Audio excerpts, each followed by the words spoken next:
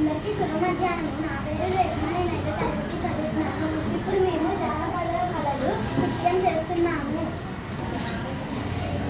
జానపద కళలు. జనపదం అంటే పల్లెటూరు. పల్లెటూరులో పుట్టి పెరిగిన కళలను జానపద కళలు అంటారు.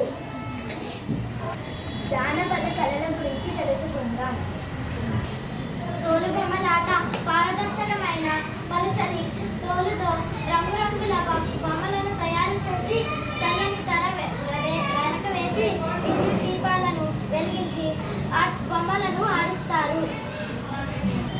కథల మధ్యలో కథ కొనసాగిస్తుంది.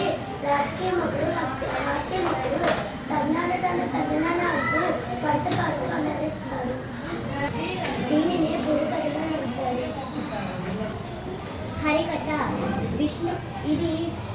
ఈ కథ విష్ణుమూర్తి గురించి కథ. చిడతలో తాళం వేస్తూ ఏదైనా పురాణ కథను తీసుకుని 3 గంటల పాటు అలరారిస్తూ ప్రేక్షకులను అలరారిస్తారు.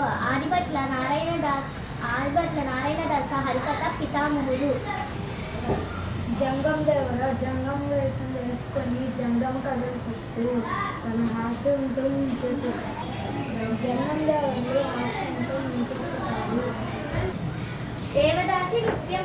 పండుగలకు దేవాలయంలో దేవదాసి నృత్యం జరిగేది.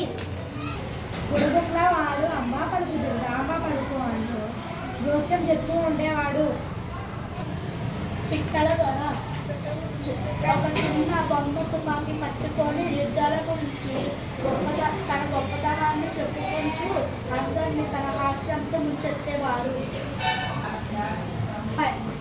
బుట్ట బొమ్మల ఆట. పండగలకి దేవుని ఊరేగింపుతో పాటు ఈ బుట్ట బొమ్మల నాట్యం తప్పనిసరిగా జరిగేది.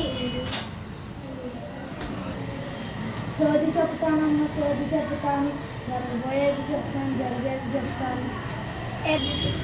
ఎరుక సానే. చాటును బియ్యం పోసుకొని భూత వర్తమాన భవిష్యత్తు మరియు వాళ్ళ పూర్వీకుల గురించి చెప్తూ ఉండేది. జంతర్ మంతర్ పెట్టే. కాశీపట్నం చూపిస్తాం, ఇంతలు ఎన్నో చూపిస్తాం అని జంతర్ మంతర్ పెట్టెలో ఇంతలన్నీ చూపిస్తారు. కవిడెద్దుల వాళ్ళు ఎద్దును అలంకరించి ఊరేగిస్తారు. వీటిని మనం సంక్రాంతి పండుగకు ఎక్కువగా చూస్తాము. తప్పెట గిల్లు గుండెల మీద పెట్టుకునే తప్పెట గిల్లు అని అంటారు. ఈ ప్రభుత్వం జానపద కళాకారులను ఆదుకోవాలి. జానపద కథలను ప్రోత్సహించాలి. ధన్యవాదములు.